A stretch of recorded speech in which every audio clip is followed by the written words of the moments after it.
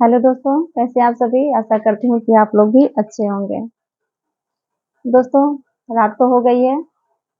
आप लोग मुझे मालूम है कि सभी लोग बिस्तर में ही होंगे, लेकिन मैं अभी काम करके उठी, तो आज वीडियो नहीं बना पाई थी, तो मैं सोची आज वीडियो बना लूँ। अभी भी टाइम में सब लोग जगे ही होंगे। जब भी टाइम मिलता है तभी बना लेते हैं, क्या करें। तो दोस्तों, कुछ अपने जीवन में आज जो घटनाएँ घटती हैं या जो अपने मन में विचार चलते रहते हैं, मैं उन्हीं के बारे में बोलती हूँ। मैं जो आजकल की दुनिया में हो रहा है, जो एक दूसरे के ऊपर बीत रहा है, वही चीज़ें मैं आप लोगों के सामने शेयर करती हूँ। तो जानते हैं क्या हुआ कि एक दिन हमारे स्कूल में एक औरत आई, उसका बेटा डेली आता है मेरे क्लास में पढ़ने, तो उसको वो बहाना करता है या क्या करता है, डेली रोता है, कहता है मेरे पेट में दर्द हो रहा है, मेरी तबीयत खराब है, मेरी तबीयत ठीक नहीं है। कभी-कभी आएगा तो मन से पढ़ेगा, कभी-कभी ऐसे ही रोने लगता है, पूरा पीरियड रोता ही रहेगा। फिर मैं कई बार उसके पेरेंट्स से बोली कि आप इसका इलाज क्यों नहीं करवाते? उसकी एक मदर आई, परसों की बात है, फ्राइडे को, उसकी मदर आई तो वो लगी, कही कि हम कहे कि क्यों नहीं दवा करवाती हैं इसका? तो कह रही मैम बहुत दवा करवाए लेकिन कुछ रिस्पॉन्स ही नहीं मिल रहा है, तो हम कहे डॉक्टर चेंज कर दीजिए। तो जब वो कही कि डॉक्टर चेंज करने की बात आई, तो वो कही कि मेरे पास इतने पैसे नहीं हैं। तो हम कहे आपके हस्बैंड तो दुबई काम करते हैं ना, दुबई में रहते हैं, फिर आपको पैसे की क्या कमी है?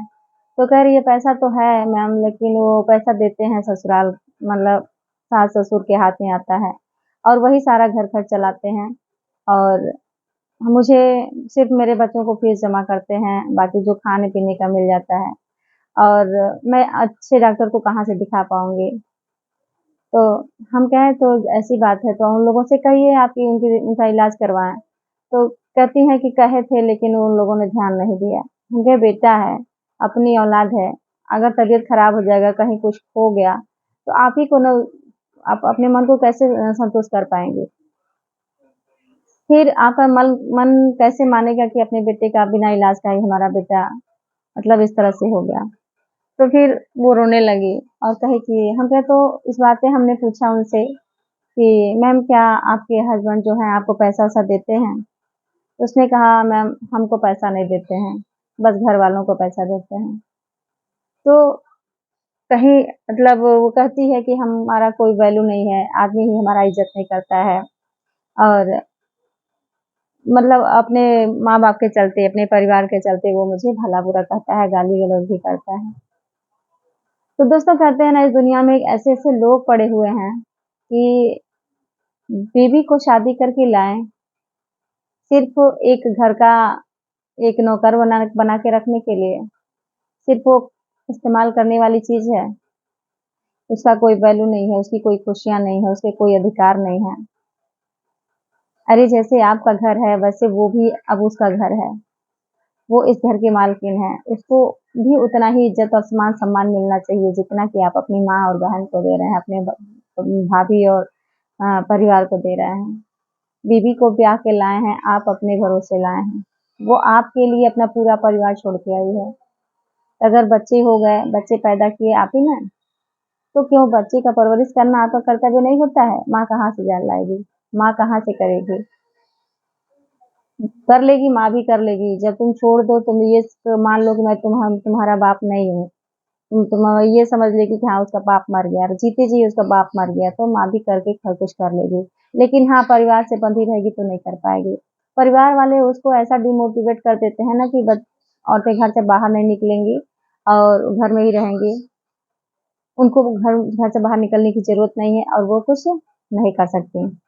तो ये ससुराल पक्ष की मतलब 100 में 99% हम मान ले रहे हैं कि ऐसे लोग हैं जो बहुओं को सिर्फ़ एक बंद पिंजरे में कैद करके रखना चाहते हैं।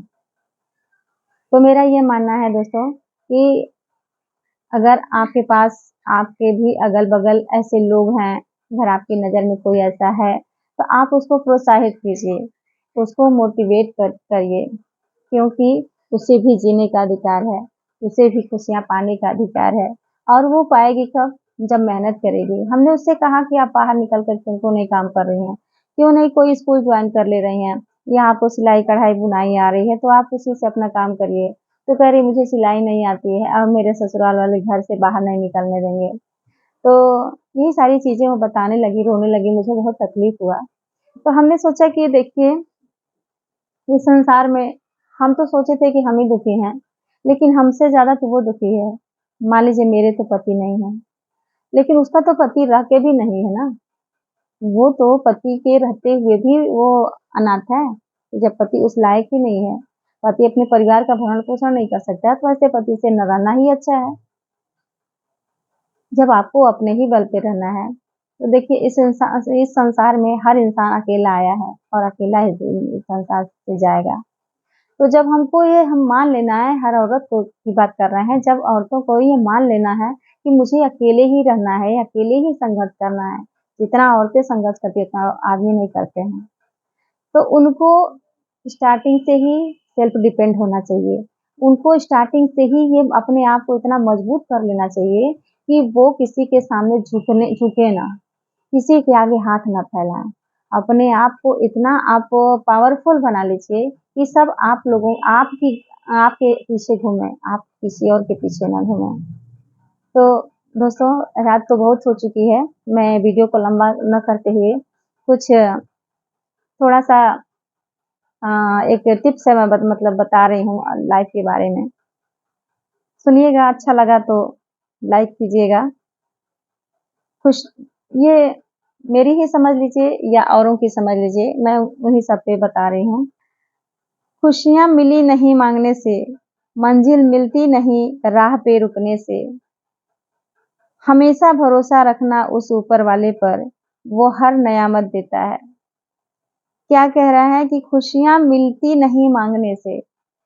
कोई अब अगर हम किसी से खुशी माँगेंगे तो नहीं मिलेगा, उसे खुशी छीनना पड़ता है, अपना अधिकार जताना पड़ता है, अपना बनाना पड़ता है, तब खुशियाँ खुशियाँ हासिल होती हैं। मंजिल मिलती नहीं राह पे रुकने से, हम थक हार के रुक जाएँगे, हम वहीं अपनी ज़िंदगी को ख़त्म कर देंगे, तो हम मंजिल कैसे पाएँगे? हम आगे कैसे बढ़ेंगे? दोस्तों, दिल को छू लेने वाली बात है, साथ माँगा मिला नहीं, साथ माँगा मिला नहीं, खुशी माँगी मिली नहीं, प्यार माँगा किस्मत में था नहीं और दर्द बिन माँगे ही मिल गया। सही बात है।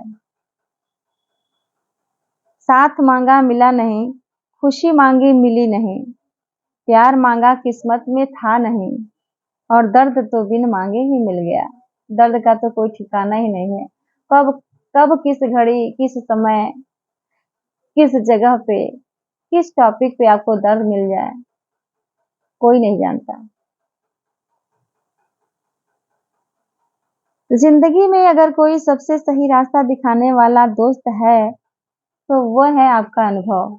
जी, सही बात है दोस्तों कि आप अपने अनुभव से ही कुछ सीखते हैं। आपके अनुभव ही आपको रास्ता दिखाते हैं आगे बढ़ने के लिए।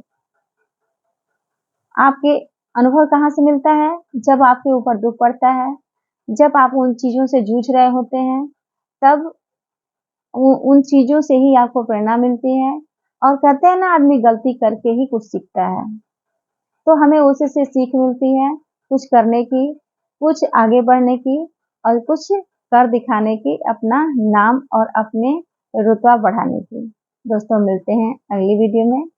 Good night, Radhe Radhe, bye.